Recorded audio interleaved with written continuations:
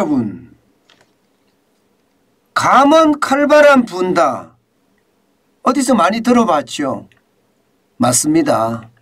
위기 때마다 나타나는 게 감은 칼바람입니다.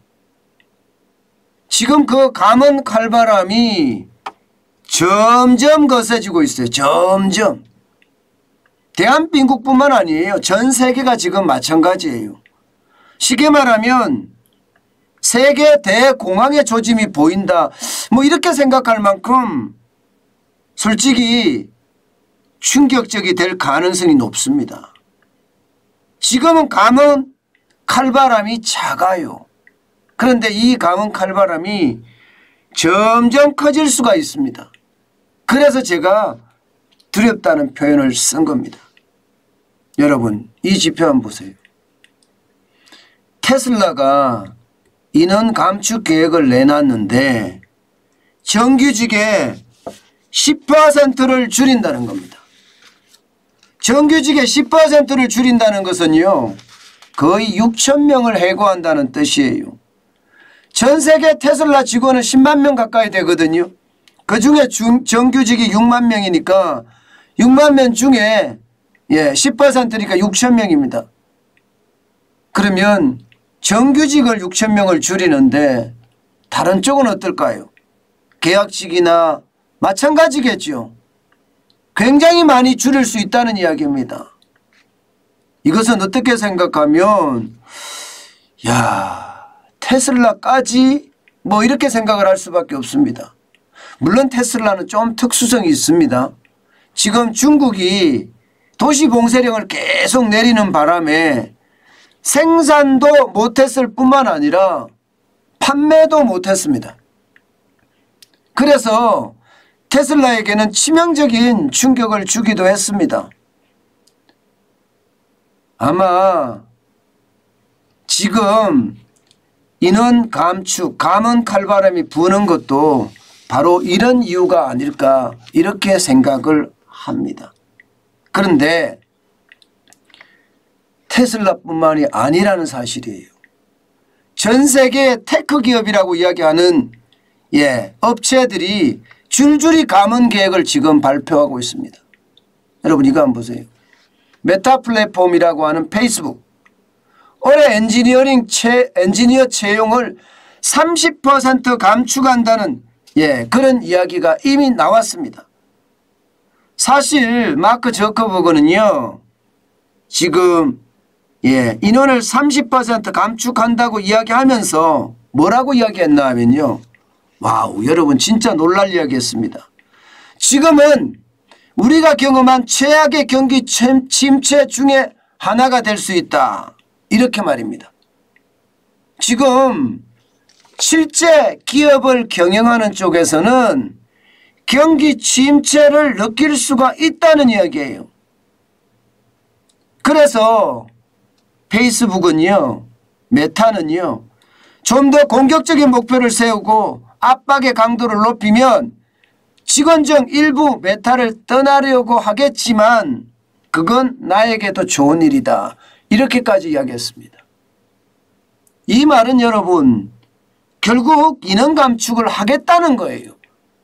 엔지니어 채용도 30% 줄이겠지만 인원 감축을 앞으로 하겠다는 이야기를 지금 하고 있는 겁니다. 넷플릭스요? 넷플릭스도 5월 정규직 150명을 해고한 데 이어서 말입니다. 6월에는 300명을 더 정리해고한다고 합니다. 아마 넷플릭스는요, 여러분, 이게 코로나19가 전 세계적으로 창궐을 하니까 많은 사람들이 집콕을 하면서 넷플릭스를 봤단 말입니다. 그런데 이제 거리두기가 해제가 되니까 밖으로 나갈 거 아니에요. 그러니까 넷플릭스 볼 시간이 없는 거예요. 그래서 많은 사람들이 해제를 하니까 아마도 인원을 줄여가야 되겠구나, 그렇게 판단한 듯 보입니다. 문제는 노바티스예요. 노바티스는 여러분 다국적 제약회사입니다. 그런데 전체 7% 이상인 8,000명을 해고할 예정이라고 합니다. 엄청나죠. 요즘 말입니다. 제약회사가 해고하는 일은 극히 드뭅니다. 오히려 말입니다. 제약회사가 사람을 더 뽑으려고 하죠. 그런데 노바티스까지 이렇다면 상황이 진짜 심각하다 이렇게 봐야 됩니다. 중국에 있는 빅테크 기업도 마찬가지 탄센트 올해 전체 인력의 10에서 15% 감축한다고 해요. 바이트댄스도 마찬가지입니다. 교육 관련 사업 부서 3,000명을 해고한다고 하면 3,000명. 진짜 장난 아니죠. 네이버도 신규 인력을 굉장히 줄이겠다 이렇게 이야기합니다. 채용 자체를 말입니다. 30% 줄이겠다 이렇게 말입니다. 말이 30% 채용을 줄이는 거지 지금까지 대기업들이 전부 다 투자하겠다 인력을 보강하겠다 이렇게 이야기했습니다. 그런데 30%를 줄인다고 이야기하면 이것은 여러분 충격이에요. 예, 작년에 1,100명 신입사원 뽑았거든요. 올해 600명으로 줄인다는 이야기가 돼요. 줄인다는 이야기가. 그만큼 말입니다. 미국도 중국도 한국도 지금 영향권 아래 놓여 있습니다. 이제 문제는 지금 여기가 끝이 아니라는 사실이에요. 예를 들어서 말입니다. 국내 게임사 중에 베스파라는 게임사가 있습니다. 여기 전 직원 105명인데 105명 전원에게 권고사직 권했습니다. 105명 전원에게 말입니다. 그리고 10%만 남긴다는 거예요. 왜냐하면 예상했던 투자 유치가 안 됐고 매출이 떨어지니까 어쩔 수 없이 줄인다 이렇게 이야기하고 있거든요. 예, 이처럼 말입니다. 스타트 업체들 장난 아닙니다. 띵동 아시죠? 띵동.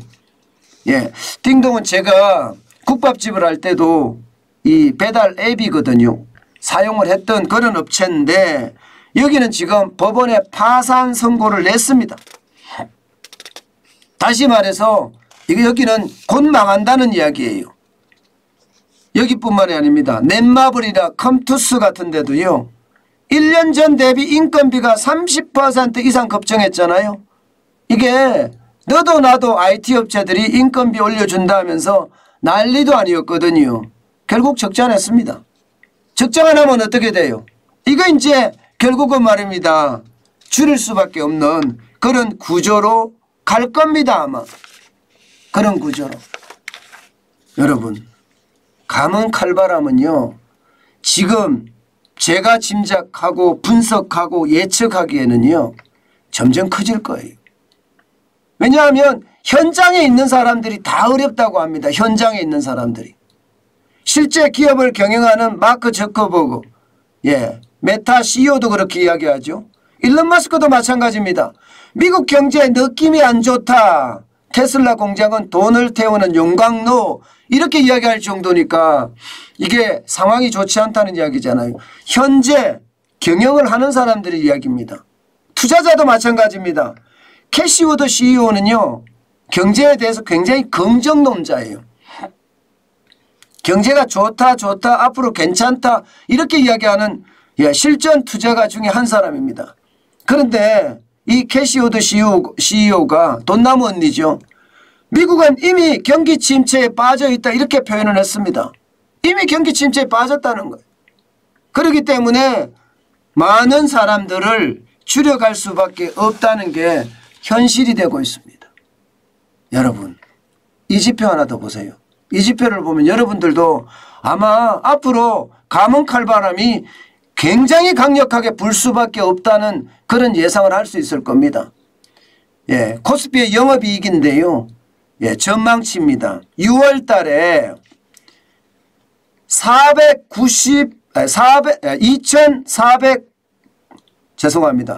249조 9,200억 원입니다. 242조 9,200억 원이요. 그런데 2022년 5월 4일 딱 한 달 전에는요. 251조 8천억 원이었습니다. 한 달 전하고 한 달 후가 굉장히 달라졌죠. 영업이익 전망치가 뚝 떨어졌죠.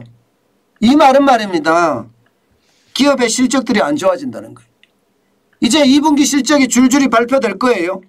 2분기 실적이 줄줄이 발표되면서 이게 어닝 쇼크라고 이야기할 수 있나요? 쉽게 말하면 많이 못 버는 거죠. 많이 못 번 사실이 점점 나오기 시작하면 이게 결국은요 이제 감은 칼바람으로 갈 수밖에 없는 그런 상황입니다. 게다가 앞으로 경제가 좋으면 좋겠는데 경제에 대한 전망이 굉장히 불투명해요. 경제에 대한 전망이 불투명하다는 것은 여러분 결국 말입니다. 결국 상황이 점점 좋아지지 않는다는 이야기예요. 저는 지금은 감은 칼바람이지만 시간이 가면 갈수록 이 감은 칼바람이 감은 태풍으로도 발전할 가능성이 크다. 저는 이렇게 해석하고 있습니다. 생각했던 것보다가 지금 상황이 굉장히 열악하다는 겁니다. 제가 여러분들에게 늘 말씀을 드리지만 이 경제는요 심리라고 하잖아요. 심리 자체가 와르르 무너졌기 때문에 이게 침체의 속도가 굉장히 빨라질 수 있습니다.